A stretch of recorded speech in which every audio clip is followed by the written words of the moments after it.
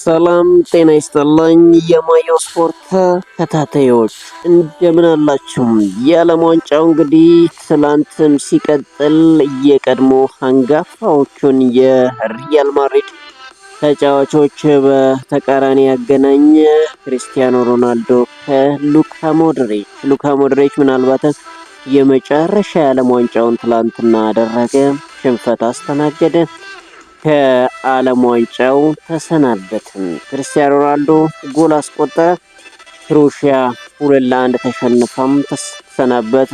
በአንጻሩ ፖርቱጋል ቀጣዩን ዙር ተቀላቅላለች። የዓለም ዋንጫው የመጀመሪያ ጥሎ ማለፍ ዙር ሊጠናቀቅ እንግዲህ አሁን 4 ጨዋታዎች ቀርተውታል። አንድ ጨዋታ እኛ በዚህን ዜና እየሰራን ባለንበት እየተደረገ ይገኛል። ስዊዘርላንድ ከአልጄሪያ ሌላ 3 ጨዋታዎች ይቀራሉ። ምሽት ላይ የሚደረግ ያለ ነገ የመጨረሻው የጥሎ ማለፍ ጨዋታም ይደረጋል።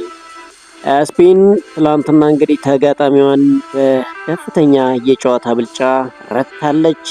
ወጣቱ ላሚን ያማል ድንቅ ምሽት አሳልፏል።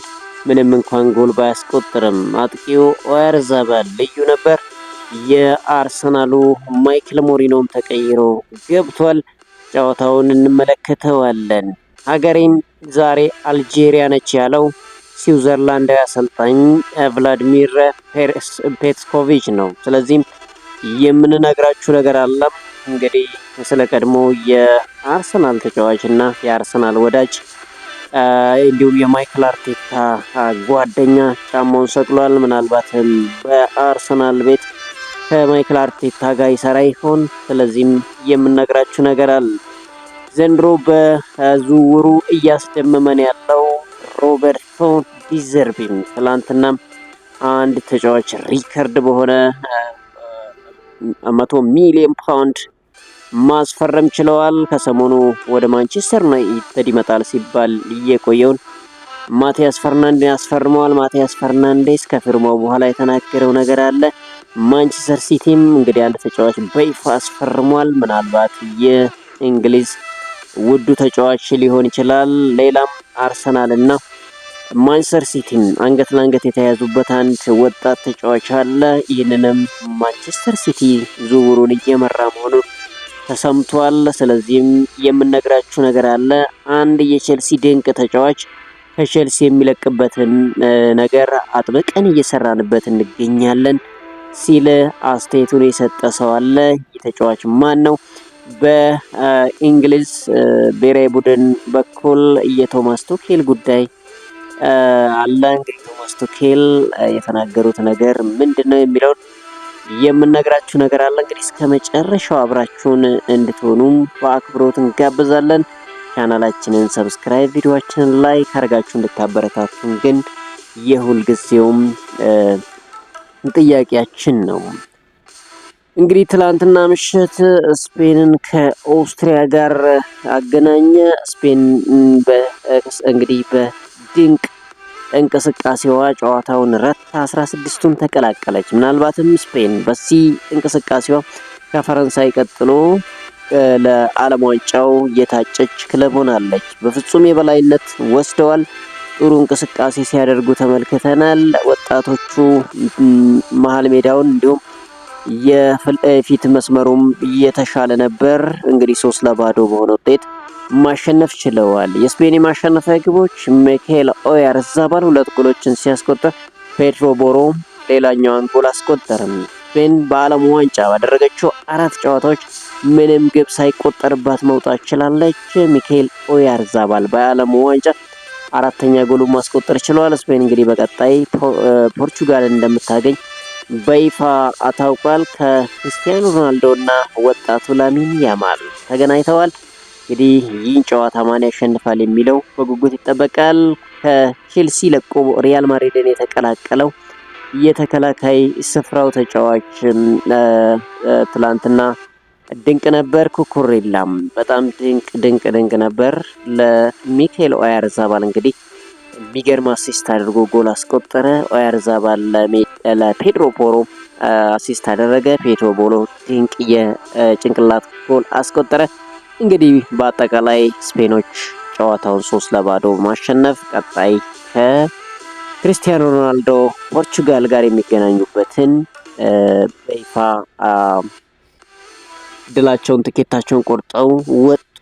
ምሽት ላይ እንግዲህ ሌሊት ላይ የተደረገው ጨዋታም ክሮኤሽያን ከፖርቹጋል ያገናኘው ጨዋታ ነበር። ይህ ጨዋታ በሁለቱም በኩል ይጠበቃል። በክሮኤሽያ በኩል ሉካ ሞድሪች ምናልባት የመጨረሻው ጨዋታ ሊሆን ይችላል። ክርስቲያኖ ሮናልዶም ምንም እንኳን አሁን ጫማ የምሰቅልበትን ጊዜ በይፋ አላወቅኩትም ይበል እንጂ ሁለቱ ምናልባት የዓለም ዋንጫ የመጨረሻቸው ሊሆን እንደሚችል እድሜያቸው ፍንጭ የሰጠበት ጉዳይ ነበር። እንግዲህ ማን ያሸንፋል የሚለው በጉጉት ተጠብቆ ነበር። ነገር ግን የክርስቲያኖ ሮናልዶ ፖርቹጋል አሸንፋለች። እንግዲህ ጫማዬን ለመስቀል ገና አልወሰንኩም ያለው ክርስቲያኖ ሮናልዶ ትላንትና በጣም ደስተኛ መሆኑን ገልጿል። ፖርቹጋላዊ ብሔራዊ ቡድን አምበልና ኮከብ ክርስቲያኖ ሮናልዶ ከጨዋታው መጠናቀቅ በኋላ ደስታውን ገልጿል። በጣም ደስተኛ ነኝ ያለው ሮናልዶ የፍጹም ቅጣት ምቱን ቅጽበት የልብ ምቴ በጣም ጨምሮ ነበር፣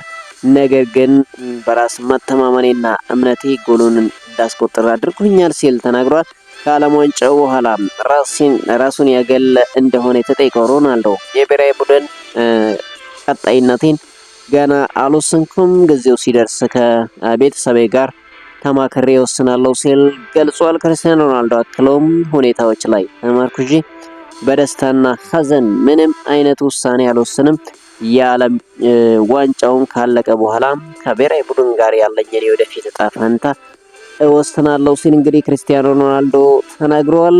ከአንድ ዓመት በፊት በዛሬው ቀን ድንገተኛ ህልፈት የተሰማው ዲያጎ ጆታም በዛሬው ብሔራዊ ቡድን ጨዋታ እንግዲህ ወቅት ታስቧል።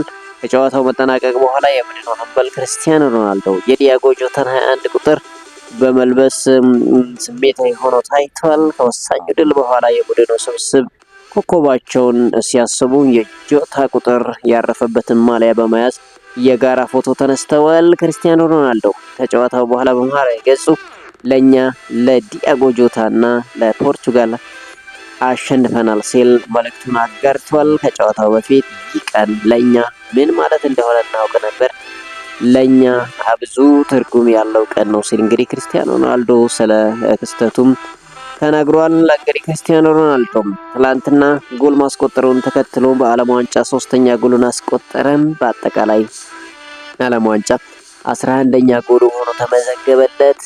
በእግር ኳስ ህይወቱም 976ኛ ጎሉን አስቆጠረ። እንግዲህ ክርስቲያኖ ሮናልዶ በእግር ኳስ ህይወቱ 1000 ጎል ለማስቆጠር እየተንቀሳቀሰ ይገኛል። ይህም የሰመረለት ይመስላል። አሁን 976 ጎል ላይ ደርሷል። 24 ጎሎች ብቻ ይቀሩታል።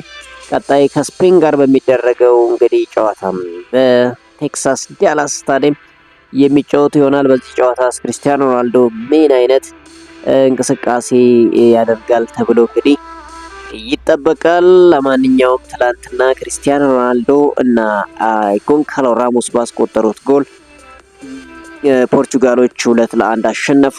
ለክሮኤሽያ የማስተዛዘኛ ጎሏን እንግዲህ ኢቫን ፔሪሲች አስቆጥሯል። እንግዲህ የክሮኤሽያ ብሔራዊ ቡድን በእድሜ በጣም የሄዱና አንጋፋ ስብስቦችን መያዙ ምናልባት በዚህ ዓለም ዋንጫ እንዲቸገር ያደረገው ይመስላል። ብዙዎቹ ተጫዋቾች እድሜያቸው ሄዷል። ይሄም እንግዲህ እግራቸውን ዲዝልና ወጣቶቹን የፖርቹጋልና ተጫዋቹ አማካይ መቋቋም አልቻሉም። ትላንትና እንግዲህ ሽንፈት አስተናግደዋል።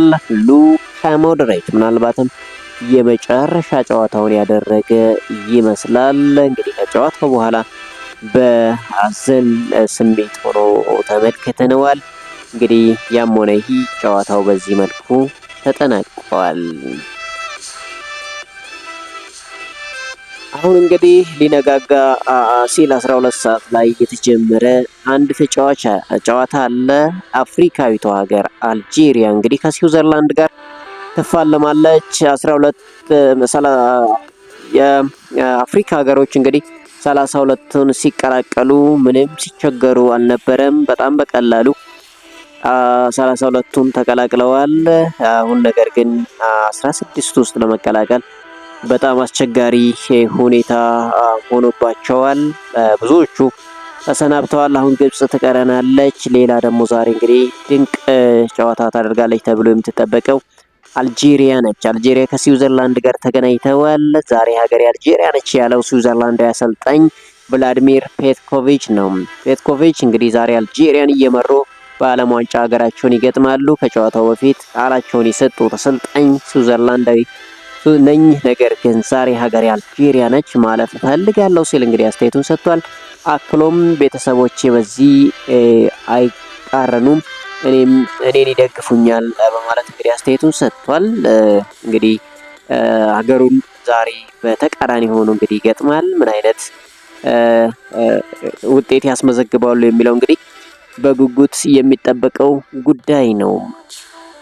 ስፔናዊ የቀድሞ አርሰናል አማካኝ ሳንቲ ካዞሮላ በ41 ዓመቱ ራሱን ከእግር ኳስ ማግለሉን በይፋ አስታውቋል። ሳንቲ ካዞሮላ ከዓመት በፊት ወደ ልጅነት ክለቡ ሪያል ኦቬዶ አምርቶ ወደ ሊጉ እንዲያድግ ረድቷል። ሳንቲ ካዞሮላ ለስፔን ብሔራዊ ቡድን 81 ጨዋታዎችን ሲያደርግ 15 ጎሎችን አስቆጥሯል። ሳንቲ ካዞሮላ እንግዲህ ሁለት የአውሮፓ ዋንጫ፣ አንድ የኤፍኤ ዋንጫ እና አንድ የስፔን የዓመቱ ምርጥ ተጫዋችን ሽልማት አሸንፏል። ከ800 በላይ ጨዋታዎችን ማድረግ ችሏል። እንግዲህ ተጫዋች በይፋ ጫማውን መስቀሉን ይፋ አድርጓል። እንግዲህ ይህ ሳንቲ ካዞሮላ ከአርሰናሉ አሰልጣኝ ማይክል አርቴታ ጋር የቅርብ ወዳጅ እንደሆኑ ይታወቃል። ምናልባት እንግዲህ ወደ አርሰናል ተመልሶም የማይክል አርቴታን የአሰልጣኝ ቡድን ይቀላቀላል ወይ የሚለው እንግዲህ በጉጉት የሚጠበቀው ጉዳይ ነው። ነገር ግን እንግዲህ ትላንትና ጫማውን በይፋ መስቀሉን አሳውቀዋል። ጣሊያናዊ አማካይ ሳንድሮ ቶናሊ ወደ ቶትናም የሚያደርገውን ዝውውር እንግዲህ የማጠናቀቁ እየተነገረ ይገኛል። ለአዲሱ ጅማሮ መዘጋጀቱን የገለጸው ቶናሊ ቶትናምን ለመቀላቀል ምክንያት ሮበርቶ ዲዘርቢ ናቸው ሲል ተናግሯል። በዝውውሩ የእሱ ሚና ትልቅ ነው ያለው ቶናሊ ከእሱ ጋር ለመስራት በጣም ጓጉቻለሁ ሲል ገልጿል። እንግዲህ ቶትናም ሳንድሮ ቶናሊን በ100 ሚሊዮን ፓውንድ ለማስፈረም ከስምምነት መድረሱ ይታወቃል። እንግዲህ ቶትናሞች 100 ሚሊዮን ፓውንድ ብቻ ሳይሆን ከ100 ሚሊዮን ፓውንድ በላይ ለዚህ ተጫዋች እንደወጡ እየተነገረ ይገኛል። ቶትናም ዘንድሮ እንግዲህ በጣም አስገራሚ የዝውውርን እየፈጸመ ይገኛል። ፈርናንዴስን ትላንትና በይፋ እንግዲህ ማቲያስ ፈርናንዴዝን ተጫዋቻቸው መሆኑን በይፋ አስታውቀዋል። ለቶትናም የፈረመው ተጫዋቹ ማቲያስ ፈርናንዴዝ እንግዲህ ማንቸስተር ዩናይትድ ሲከታተለው እንደቆየ ተመልክተናል። አሁን ቶትናም ማንቸስተር ዩናይትድ የነካውን ተጫዋች እንግዲህ እየተከታተለ እያመጣ ይገኛል። ለቶትናም ፊርማውን ያኖረው ፖርቹጋላዊ አማካይ ማቲያስ ፈርናንዴዝ ሊጉን ማሸነፍ እንደሚፈልግ ተነግሯል። የፕሪሚየር ሊጉ ዋንጫ ለማሸነፍ እንፋለማለን፣ ፈተናው እንደኛ ሆኖ እንግዲህ መጠናቀቅ ነው ሲል ገልጿል። ቶትናም እንዲቀላቀል ትልቁ ምክንያት አሰልጣኝ ሮበርቶ ዲዘርቢ መሆናቸው ተጫዋቹ ጨምሮ ተናግሯል። እንግዲህ ብዙ ተጫዋቾች ወደ ሮበርቶ ዲዘርቢ ቶትናም እየመጡ ይገኛሉ። እንግዲህ ቶትናም ቀጣይ ዓመት ላይ ምናልባትም ሳይጠበቅ የፕሪሚየር ሊግ ዋንጫ ተፎካካሪ እንደሚሆን ይጠበቃል። እንግዲህ የሰሜን ለንደን ደርቢው ቶትናም ከአርሰናል ዘንድሮ እንግዲህ ፉክክሩን ለመመለስ ያሰበ ይመስላል። ትላንትና እንግዲህ ወሳኝ ተጫዋቾችን ማስፈረሙን በይፋ እያሳወቁ ይገኛሉ። ሌላው በሜክሲኮ ያለው ከፍታ አሳስቦኛል ያለው ቶማስ ቱኬል ነው። የእንግሊዝ ብሔራዊ ቡድን አሰልጣኝ ቶማስ ቱኬል በሜክሲኮ ከፍታ ላይ መጫወት እንዳሰጋቸው ገልጸዋል። በዚህ አጭር ጊዜ በሜክሲኮ ከባህር ጠለል በላይ ካለ ከፍታ ጋር መላመድ አንችልም፣ ጊዜ ይወስድብናል ሲል እንግዲህ ቶማስ ቱኬል ተናግሯል። በ16 ከሜክሲኮ ጋር መገናኘታቸው በደልደላቸው ይፋ መደረጉን ገልጾ ይህንን ማንሳት ችሏል። ከፍታው ትልቅ መሰናክል ይሆንብናል ያሉት አሰልጣኙ ነገር ግን ለፈተናው ዝግጁ ነን፣ በእርግጥ ሌሎች ፈተናዎች ይኖራሉ ሲል ተናግሯል። እንግሊዝ ሩብ ፍጻሜውን እንግዲህ ለመቀላቀል ከሜክሲኮ ጋር ተጠባቂ ጨዋታ ታደርጋለች። ለዚህ ጨዋታ እንግዲህ ዝግጁ መሆናቸውን አሳውቀዋል። ነገር ግን ስጋትም እንዳለባቸው እንግዲህ ይህ አሰልጣኝ ተናግረዋል። በተያያዘ ዜና እንግዲህ የእንግሊዝ ብሔራዊ ቡድን አሰልጣኝ ቶማስ ቱኬል ለወላጆች አነጋጋሪ መልእክት አስተላልፈዋል። አሰልጣኙ ከሜክሲኮ ጨዋታ በፊት ለወላጆች ባስተላለፉት መልእክት ልጆቻችሁን ከትምህርት ቤት አስቀሩ ሲሉ ተናግረዋል። ሰበብ ሰጥታችሁ ልጆቻችሁን ከትምህርት ቤት አስቀሩና ኳስ እንዲመለከቱ ፈቀዱላቸው ሲሉ ቶማስ ቱኬል ተናግረዋል። እንግዲህ ዓለም ዋንጫ በአራት ዓመት ነው የሚመጣው ያሉት ቶማስ ቱኬል፣ ስለዚህ እንዲከታተሉን ፍቀዱላቸው፣ ድጋፍ እንፈልጋለን በተለይ የልጆቻችሁን ሲሉ እንግዲህ ቶማስ ቱኬል ተናግረዋል። እንግሊዝ እሁድ ሌሊት ከሜክሲኮ ጋር ወሳኝ ጥሎ ማለፍ ጨዋታውን ታደርጋለች። የእንግሊዝ መንግስት በበኩሉ መጠጥ ቤቶችም ጨዋታው እስኪጠናቀቅ ክፍት እንዲሆኑ ፍቃድ ሰጥተዋል። የሀገሪቱ ጠቅላይ ሚኒስትር ኬር ስታርመር ሰዓት ጭማሪ እንዲደረግ ፓርላማው መጠየቃቸው ተናግሯል። ውሳኔው ደጋፊዎች ሌሊት ጨዋታውን እንዲመለከቱ ለማስቻል መሆኑ ተነግሯል። እንግዲህ ሜክሲኮ እስካሁን ድንቅ እንቅስቃሴ እያደረገች እዚህ ደርሳለች። ብዙ ጎል አልተቆጠረባትም። ሁሉንም ጨዋታዎች አሸንፋለች። አሁን ታዲያ ለእንግሊዝ ምን አይነት ምላሽ ትሰጣለች የሚለው በጉጉት የሚጠበቀው ጉዳይ ነው። እንግዲህ ከወዲሁ የእንግሊዝ ብሔራዊ ቡድን አሰልጣኝ ቶማስ ቱኬል እንዲሁም የሀገሪቱ መሪ ኬር ስታርመር ለድጋፍ እንዲዘጋጁ ጥሪ እያቀረቡ ይገኛሉ። መጨረሻው ምን ይሆናል የሚለው በጉጉት የሚጠበቀው ጉዳይ ነው። ወደ ማንቸስተር ሲቲ ስናልፍ እንግዲህ ማንቸስተር ሲቲ እንግሊዛዊ አማካይ ኤሊዮት አንደርሰንን በ5 ዓመት ኮንትራት ማስፈረማቸውን ይፋ አድርገዋል። የ23 ዓመቱ አማካይ እንግዲህ ዝውውሩን በአሜሪካ አጠናቋል። አሰልጣኝ ኤንዞ ማሬስካን የሾመው ማንቸስተር ሲቲ ዝውውሩን በ116 ሚሊዮን ፓውንድ አስፈርሞታል። ተጫዋቹ ማንቸስተር ሲቲ ቤት በሳምንት 300,000 ፓውንድ የሚደርስ ክፍያ እንደሚያገኝ ተነግረዋል። በፕሪሚየር ሊግ ኤርሊንግ ሃላንድ እና ቨርጂል ቫን ዳይክ ቀጥሎ ከፍተኛ ተከፋይ እንግዲህ ይሆናል። ይህ ማንቸስተር ሲቲን የተቀላቀለው እንግሊዛዊ ኤንደርሰን እንግዲህ በእንግሊዝ ተጫዋቾች ወይም ደግሞ እንግሊዝ ፕሪሚየር ሊግ ከፍተኛ ዋጋ የተወጣለት ተጫዋች መሆን ችሏል። ይህ ሁሉ ገንዘብ እንግዲህ ለዚህ ተጫዋች ይገባዋል አይገባውም የሚለው አሁንም አነጋጋሪ መሆኑ ቢቀጥልም እንግዲህ ተጫዋቹ በዛው በአሜሪካ ሳለ በይፋ የማንቸስተር ሲቲ ተጫዋች መሆኑ ተረጋግጧል። ማንቸስተር ሲቲ እንግዲህ ይህንን ተጫዋች አስፈርሟል። ከፍተኛ ገንዘብ አውጥቶ ቀጣይ ዓመት በኢንዞ ማሬስካ ስር ምን አይነት የአማካይ ጥምረት ሊያሳየን ይችላል የሚለው አሁንም በጉጉት የሚጠበቀው ጉዳይ ነው። ነገር ግን ወጣቱ ተጫዋች እንግዲህ በዚህ ገንዘብ ፈርሟል። ብዙዎቹ ይህ ገንዘብ አይገባውም የሚል ክርክር ሲያሰሙ፣ ሌሎች ደግሞ እንግዲህ ይህ ገንዘብ ይገባዋል የሚል አስተያየት እየሰጡበት ይገኛሉ። ይህን ተጫዋች ማንቸስተር ዩናይትድ በጥብቅ ሲፈልገው እንደነበር ተመልክተናል። ዘንድሮ ማንቸስተር ዩናይትድ እንግዲህ ብዙ ተጫዋቾችን ይፈልጋል፣ ነገር ግን ሌሎች ክለቦች ያስፈርማሉ። ሳንድሮ ቶናሊን ፈለገ፣ ቶትናም ወሰደው። ማቲያስ ፈርናንዴዝን በጥብቅ ፈለገ፣ ተደራደረ፣ ነገር ግን ቶትናም ሆትስፐር ወሰደበት። ሳንድሮ ቶናሊ ኤሊዮት አንደርሰንን በጥብቅ ባለፈው ዓመት ጀምሮ ሲፈልገው ነበር። አሁን በይፋ እንግዲህ የማንቸስተር ሲቲ ተጫዋች ሆነ። ስለዚህ ማንቸስተር ዩናይትድ ዘንድሮ ጠቋሚ ክለብ ሆኗል እያሉ ይገኛሉ። ነገር ግን የማንቸስተር ዩናይትድ አመራሮች ደግሞ ማንቸስተር ዩናይትድ ዘንድሮ ትክክለኛና ጥናታዊ ዝውውር ሊያደርግ ፈለገ እንጂ ስህተት አልሰራም እያሉ ይገኛሉ። ያም ሆነ የማንቸስተር ዩናይትድ አማካይ ላይ እንግዲህ በደንብ ተጫዋቾች ይፈልጋል። ማን ያመጣል የሚለው እንግዲህ በሂደት የምናየው ይሆናል። ሌላው ማንቸስተር ሲቲ እና አርሰናልን ያፋጠጠ አንድ ወጣት ተጫዋች ነገር ግን አሁን ወደ ማንቸስተር ሲቲ ለመግባት እንደተቃረበ እየተናገረ ይገኛል። ተጫዋቹ የአርሰናሉ የሌስተር ሲቲው የክንፍ ተጫዋች ጀርሚ ሞንጋ ነው። ጀርሚ ሞንጋ አርሰናል ለማስፈረም ከፍተኛ ፍላጎት ነበረው።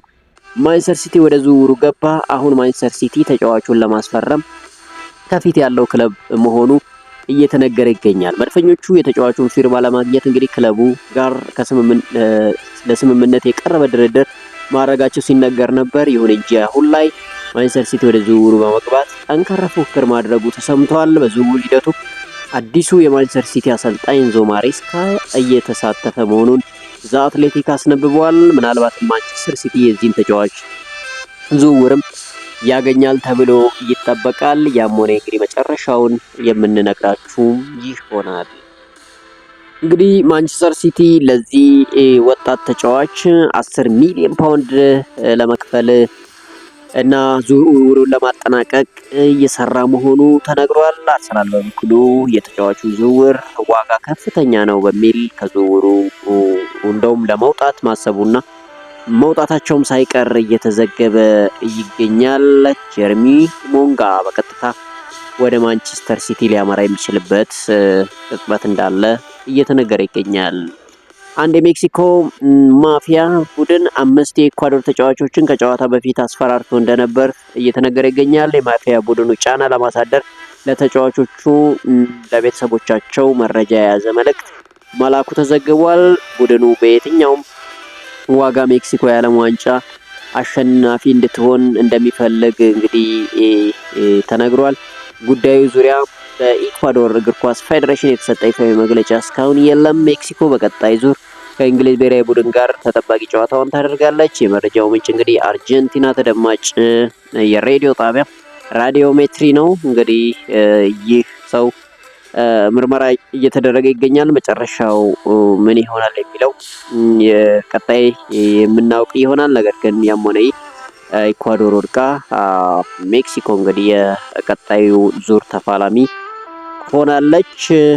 እሱን የምናይ ይሆናል። እንግዲህ አሰልጣኝ ሉዊስ ዴላ ፎንቴው ስፔን ትላንትና ድንቅ እንቅስቃሴ አድርጓል። የቶተናሙ ተጫዋች ፔድሮ ፖሮ በቀይ መስመር ቦታ በቋሚነት ተሰልፎ ድንቅ እንቅስቃሴ አድርጓል። ጎልም አስቆጥሯል። እንግዲህ በሳውዲ አረቢያ ጨዋታ የነበረውን አሰላለፍ ይዘው የገቡት አሰልጣኙ 10 ቁጥር ቦታውን እንግዲህ ለዳኒ ኦልሞ ሰጥቷል። በኡራጋይ ጨዋታ ቋሚ የነበረው ማይክል ሜሪኖ እንግዲህ ትላንትና ከተቀያሪ ወንበር ተነስቶ እንቅስቃሴውን አድርጓል። እንግዲህ ፔድሮ ፖሮ ከቶትናም ይለቃል ተብሎ ይጠበቃል። ፔድሮ ፖሮ እንግዲህ ወደፊት ገፍቶ በመጫወት ላሚ ያማል በነፃነት ወደኋላ ወደ መሀል ክፍሉ እንዲገባ እድል ሲፈጥርለት ተመልክተናል። ይህ ተጫዋች ማንቸስተር ዩናይትድ ይፈልገዋል።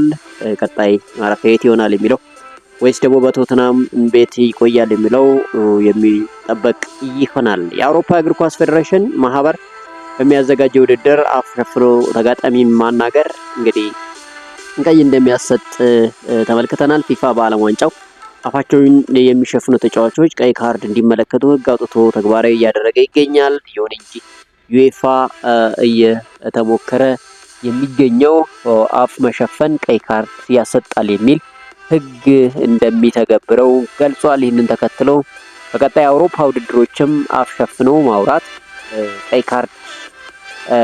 በቀጣይ ቀይ ካርድ አያሰጥም። ነገር ግን እየተመከረበት ይገኛል። ዓለም ዋንጫው ተመልክተናል። እንግዲህ አልሜሮን ቀይ ካርድ ሲመለከቱ ምናልባት በቀጣይስ በአውሮፓ ጨዋታዎች ምን ይሆናል የሚለው የምንመለከተው ይሆናል። ነገር ግን በቀጣይ ዓመት ተግባራዊ እንደማይሆን ተነግሯል። በሞሮኮ ደጋፊዎች ጥቃት የደረሰበት አልጄሪያዊ ታዳጊ ጤናው መመለሱን የአልጄሪያ ፕሬዝዳንት አብዱል ማጂድ ቶባዮን አስታውቀዋል። አንድ አልጄሪያዊ ታዳጊ ከሞሮኮና ከኔዘርላንድ ጨዋታ በኋላ አካላዊ ጥቃት ደርሶበት ነበር። ታዳጊው በአሜሪካ ዳላስ ጨዋታውን ለመመልከት ባመራበት ወቅት በበርካታ ወጣት ሞሮኮዊ ደጋፊዎች ጥቃት ደርሶበታል። ከጥቃቱ በኋላ ታዳጊው ራሱን ስቶ ሆስፒታል ገብቶ እንደነበር ተገልጿል። የአልጄሪያ ፕሬዝዳንት አብዱል ማጂድ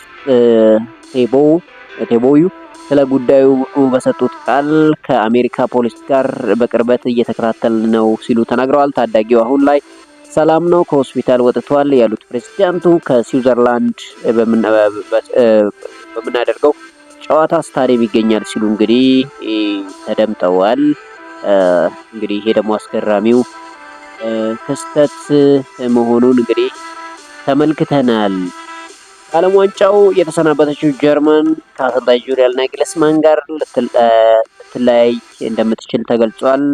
ከቀናት እንግዲህ አሰልጣኙ ከቀናት በፊት ሴሪያል ስሬን አልለቅም ሲል ለጋዜጠኞች ተናግሮ ነበር። የጀርመን እግር ኳስ ፌዴሬሽን በበኩሉ አሰልጣኙ መልቀቂያ እንዲያስገቡ እንደጠየቃቸው እየተዘገበ ይገኛል።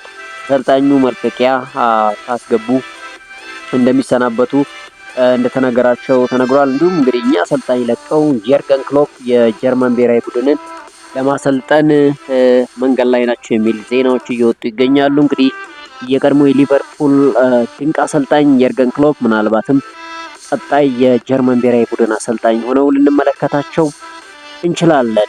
ውድ የማዩ ስፖርት ተከታታዮች ለዕለቱ ያዝንላችሁ እንግዲህ አጫጭር ዜናዎች ይህን ይመስላሉ። ቻናላችን ሰብስክራይብ፣ ቪዲዮአችን ላይክ አድርጋችሁ አበረታቱን። ባላችሁበት መልካም